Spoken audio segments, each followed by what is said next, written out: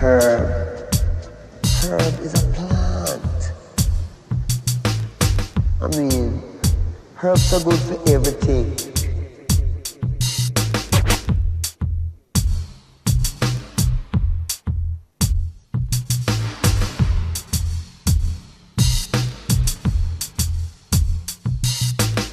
Herb.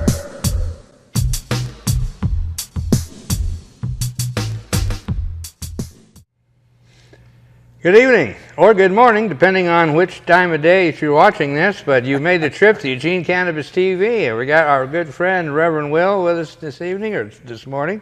So, I'm back.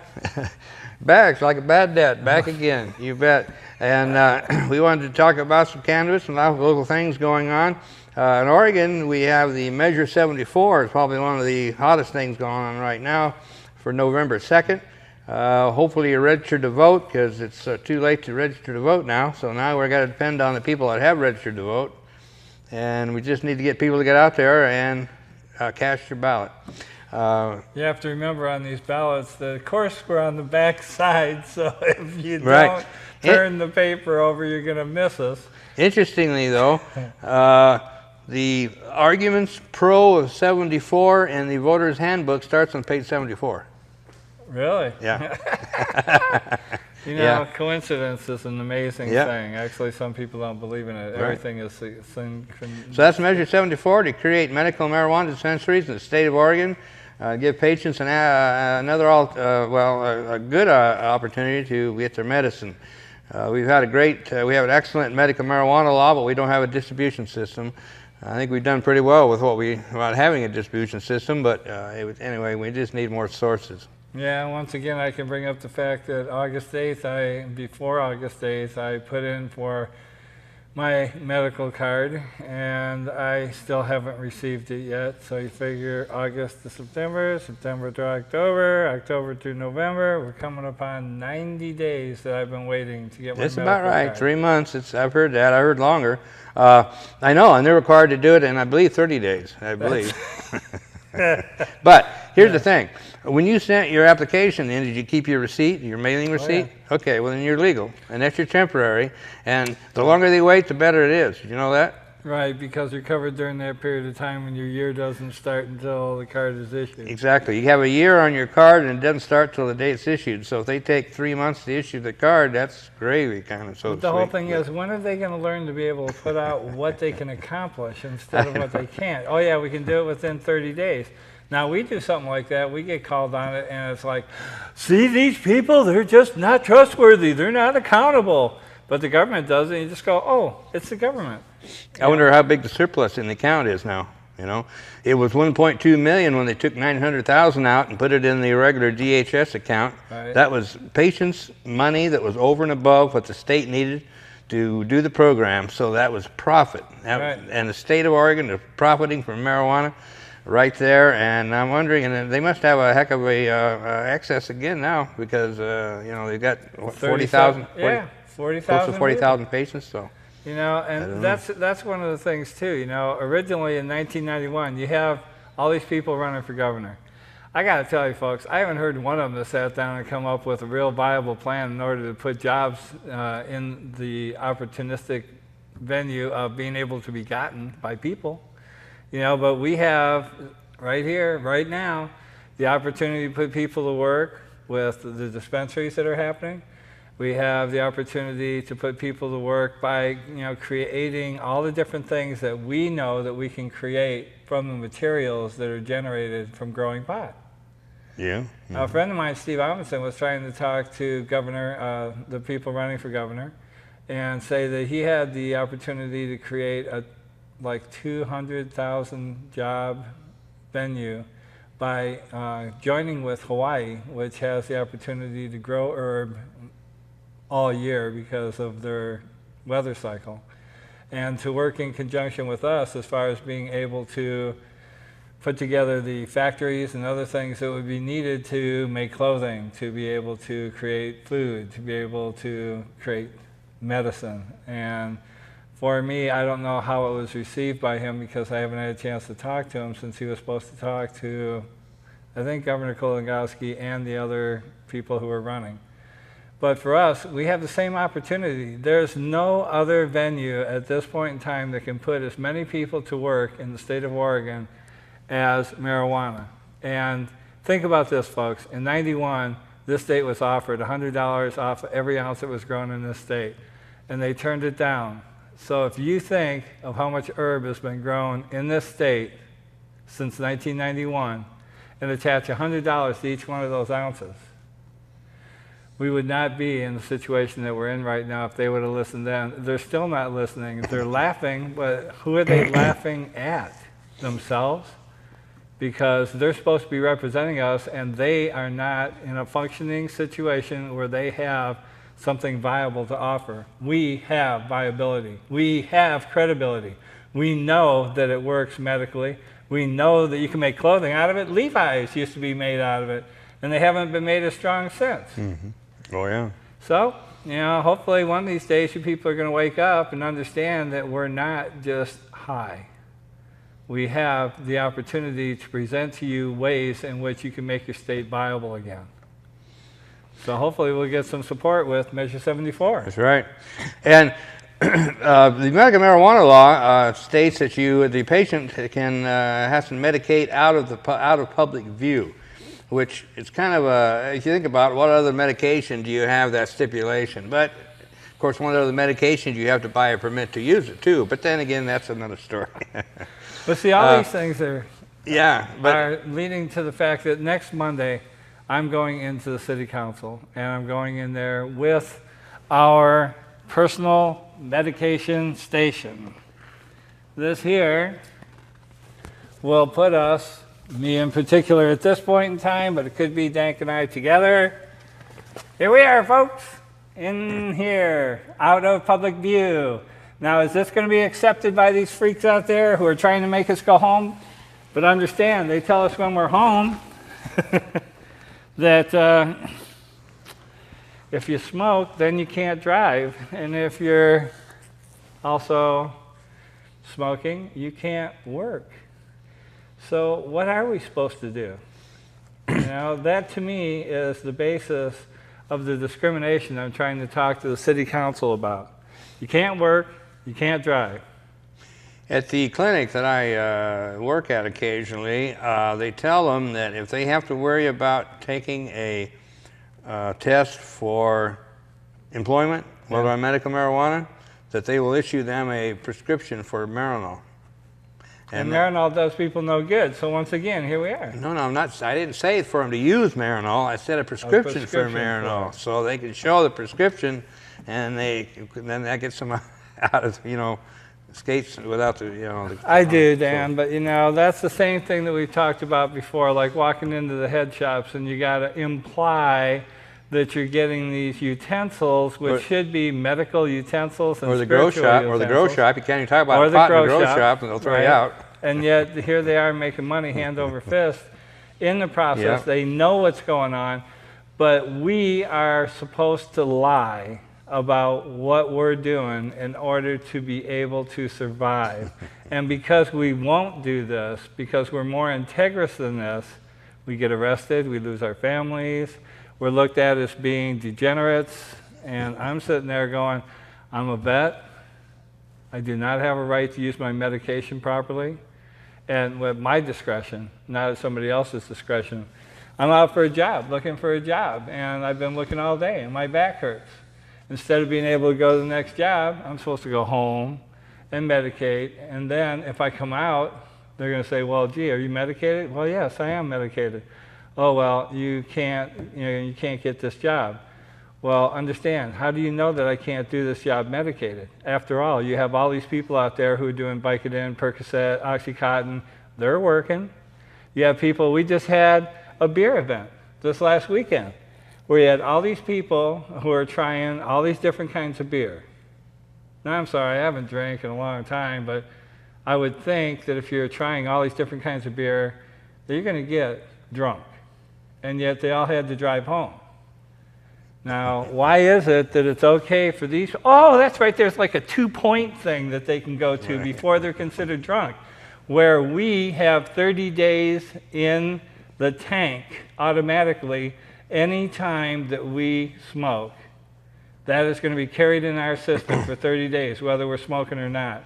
That's the movement out of Colorado called safer alternatives to alcohol. Real quick note, you mentioned veterans. Good news on the Veterans Administration on medical marijuana. Have you heard about that?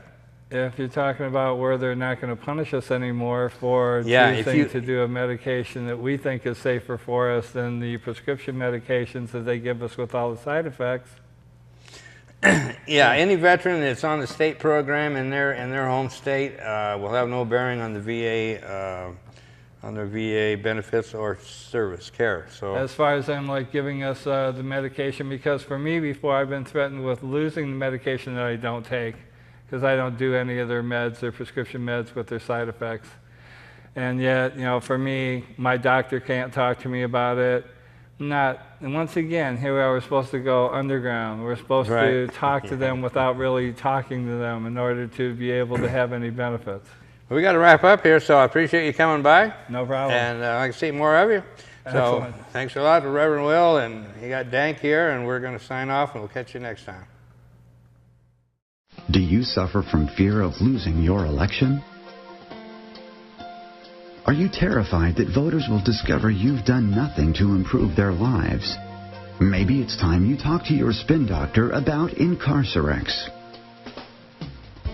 In clinical trials, Incarcerex has been shown effective at reducing election-related anxieties by making voters think you're doing something about the drug problem. It's simplistic and fast-acting. If your problems continue or get worse, you can always double or triple your dose of Incarcerex. Whether it's addiction, therapeutic use, or just casual use, there's an Incarcerex plan for every American. Best of all, taxpayers, not you, will foot the bill. So talk to your spin doctor about Incarcerex today. Common side effects include loss of civil liberties, police corruption, racial injustice, increased terrorism, spread of HIV and AIDS, and violent crime. Bloated prisons are also a common side effect. Stop taking Incarcerex if bloating lasts longer than 20 years. If you're trying to balance the budget, keep families together, or protect human rights, Incarcerex may not be right for you. Do not mix Incarcerex with the Constitution or common sense. So start taking Incarcerex and keep pretending you're doing something about the drug problem.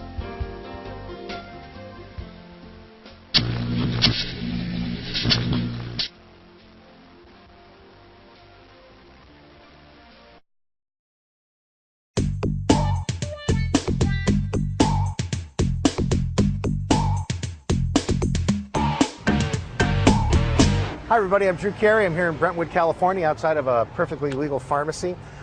Brentwood sounds familiar to you. It's right outside of Los Angeles. It's where OJ used to live. It's a really rich area. And in this pharmacy, like any pharmacy in the United States, you can get pills for whatever ails you. Over the counter, prescription, you can get aspirin, eye drops, ear drops, creams.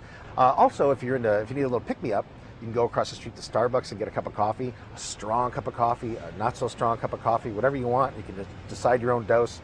Right next to that is a bar, restaurant. You can get cocktails, beer, wine, alcohol. There's another gourmet, like, liquor store right down the block. So all within walking distance here in this really rich area of California, you can get anything you want to bring you up or down or in between. But there's one thing they sell here in California that's legal that the federal government doesn't want you to have. So here I am in front of the pharmacy in West Hollywood. It's on Santa Monica Boulevard, right by Santa Monica and Fairfax. Really busy street, busy intersection. This is one of over 100 places in Los Angeles where if you have a note from your doctor, you can get rare flowers, fine herbs, or organic medicine. In other words, medical marijuana. Smell that smell? It's the smell of freedom. Inside, I found a clean, well-lit place to legally buy cannabis.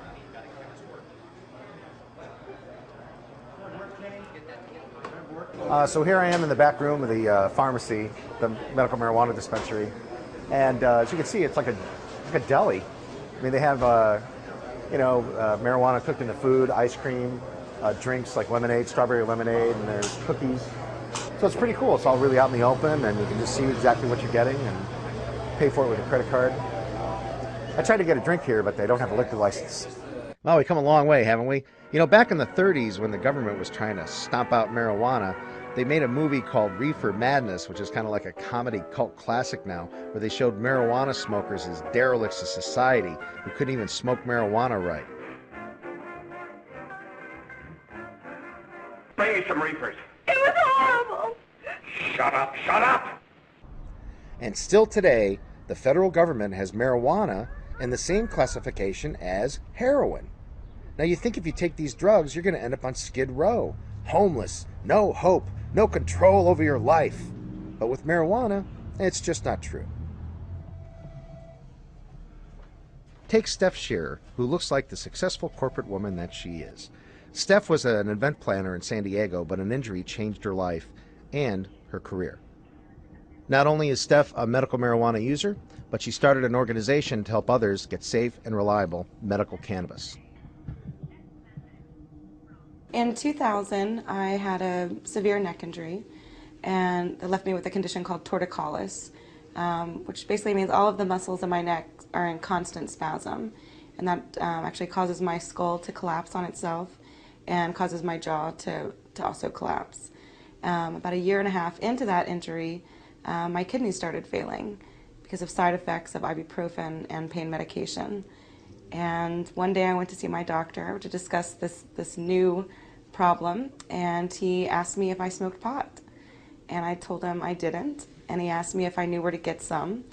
And I asked him if I was his youngest patient, because I thought that he was trying to get me to score pot for him. I had no idea what he was talking about. So he assured me that that was not the case, but that he had 2 patients that were using cannabis as an adjunct therapy with their other medications, and they were able to cut back the amount of ibuprofen and painkillers that they were taking. And so he suggested that if I could find some, that I should try it. At the time, he said I was about 6 months away from dialysis. Across town, we met Bill Leahy, who runs a very successful printing business. Tell you what he's not. He's not some strung-out doper living on Skid Row like they'd make you think he would be because he uses marijuana. I'm a hawk. I mean, I'm a right wing. I volunteered to go to Vietnam. I joined the service. I've always been a Republican. I'm very for law and order, right and wrong, right to have my guns. You know, if you want my gun, you better take it off my dead body, period, no questions. Medical marijuana, in my particular case, for taking it is for a variety of reasons. Marfan's is just a genetic problem that brought on the other symptoms, but I have an S-shaped spine and a curvature of the spine that was, everyone always thought was brought on by the quick growth spurt, but it seems to be inherent with that. And I actually didn't know I had Marfan's until I had the AAA surgery. And the medical marijuana, or medical cannabis, has helped alleviate the pressure in my back. I mean, I have tremendous pressure in my back. Sometimes I'll wake up in the middle of the night, I can't even sleep, and my arms hurt, and it's all pain that's stemming from here going on and down. But I'm able to go in and I'll take my pipe and I'll take a puff or 2, relax a little bit, and I'll be able to go back and go to sleep and come to work. But the amount that I needed was much greater than what I was finding, and so people started giving me the names of their dealers. The last straw for me was one day I was sitting in a Walgreens parking lot waiting for a dealer to come and meet me, and he was late. About 2 hours had gone by, and I was just sitting in this parking lot watching people go in and out, going in and getting their prescriptions and leaving, leaving without looking over their back, without worrying about what was going to happen to them after they left. And finally, this dealer showed up 2.5 hours late, and he told me he thought I was a cop, and he wouldn't sell the marijuana to me. And so I found myself in this Walgreens parking lot, bawling my eyes out to this skater kid, and I just knew I couldn't live like that. And friends of mine had told me about medical cannabis dispensaries in the Bay Area. And so I went to visit and actually came back to San Diego, closed down my business, and moved up to the Bay Area to be closer to the dispensaries. About 2 months into getting settled, there was a DEA raid on one of the dispensaries in San Francisco. I was terrified and frustrated that I had changed my entire life to be near this medication, and that access could be shut off as well. Medical marijuana has been legal in California since Prop 215 passed in 1996 by a large margin. But the federal government doesn't agree with the citizens of California and uses the Controlled Substances Act to continue to conduct raids on the marijuana dispensaries with the support of local police. Now, even though the Reason Foundation is a very serious, scholarly kind of a group, and I'm not exactly some left-wing nut, the DEA and the LAPD refused our request for interviews. But I did get to sit down with Steve Whitmore, the Sheriff's Department spokesman for Los Angeles County. Well, the Sheriff's Department, in general, under the direction of Sheriff Baca, treats medical marijuana dispensaries low on the priority scale of law enforcement in the areas in which we have jurisdiction. In the areas that we patrol, for example, where there are medical marijuana dispensaries, what we do is that we monitor the outside. We make sure, and we monitor what's going on and make sure that nothing illegal is taking place, and whenever it does, we obviously move in and do what's appropriate. My first experience with medical marijuana came when I was in the service in Vietnam, and I found that to be something that was comfortable for me because I don't drink alcohol, and it gave me a sense of calmness. And certainly if you've been in combat, a sense of calmness is a nice place to be. So I found that very comforting. When I first heard of it, I was afraid of it, but then once I tried it and found that it wasn't a terrible thing, it was a good thing, then I proceeded to use it and have used it since. And so I use actually a tincture, which is basically use alcohol to extract the medical compounds out of the plant. These are very common way to make medicines from whole plant substances. So if you go to your local herbal store or Whole Foods, you'd probably find an echinacea tincture or a St. John's wort tincture. It's the same process, but with cannabis. Cannabis has a very distinct purpose and has a very positive purpose if it's used correctly. The silliness of charging in and breaking doors down and grabbing things, I think they just tried to bankrupt the pharmacies, to put them out of business. Come in and take their money and take their product and then see if they can regroup and financially continue. And that's not the right thing to do. They don't do that to other places. If medical marijuana was decriminalized nationally, if the DEA stood down, their plate would be full with other drugs. I mean, just the abuse of prescription drugs. Then why don't they? Well, it's a good question. It's an excellent question. I can't answer that. I'm not a member of the federal government. However, if I was sitting across from our current president, I would certainly encourage him to do so. So I think it's clear by now that the federal government needs to reclassify marijuana. People that need it should be able to get it safely and easily. And if that bothers you, if that really makes you nervous that people are out there using marijuana to ease their pain, here's what you do. Drive down to any old gas station in America like this one, go inside, buy yourself a nice cold brew, pop the top. They really take the edge off. For the Reason Foundation, I'm Drew Carey.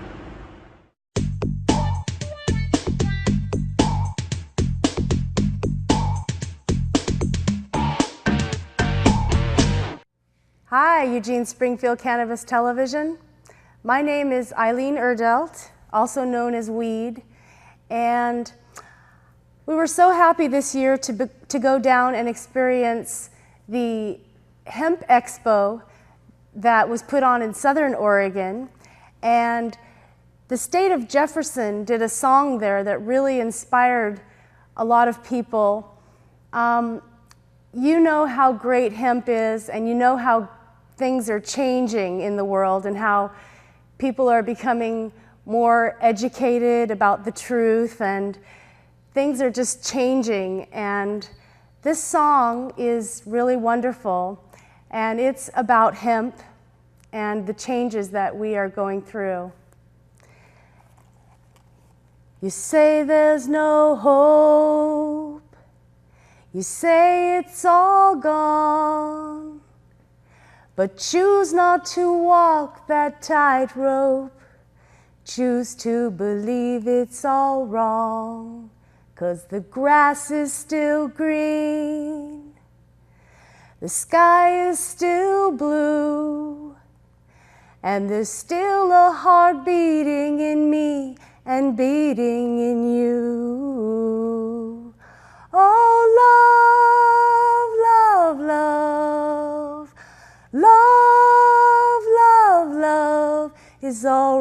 here. It's all right now. It's all we have anyhow. Oh, love, love, love. Love, love, love. All right here. All right now. It's all we have anyhow.